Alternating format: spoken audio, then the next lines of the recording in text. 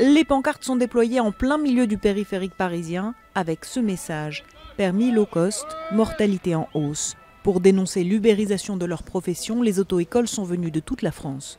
J'ai mis 6h30 de route pour venir, pour défendre un métier que j'estime être un bon métier jusqu'à maintenant, que l'on pratique depuis de nombreuses années.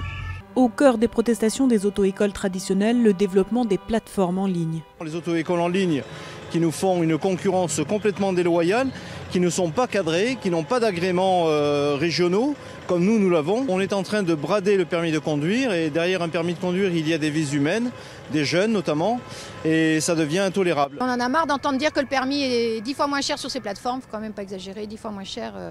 Non, évidemment, ils ne payent aucune charge, donc ils n'ont pas les mêmes charges que nous, ils n'ont aucune réglementation, ils ne sont pas contrôlés.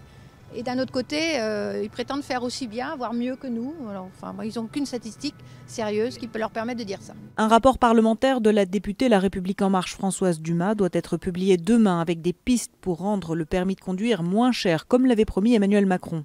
Mais les auto-écoles mettent en avant leurs propres solutions. Mettre en place un système, c'est peut-être aussi pouvoir faire profiter l'ensemble de cette profession et l'ensemble des demandeurs du permis de conduire, les candidats, de ce que coûtent aujourd'hui les amendes, 1 milliard de budget.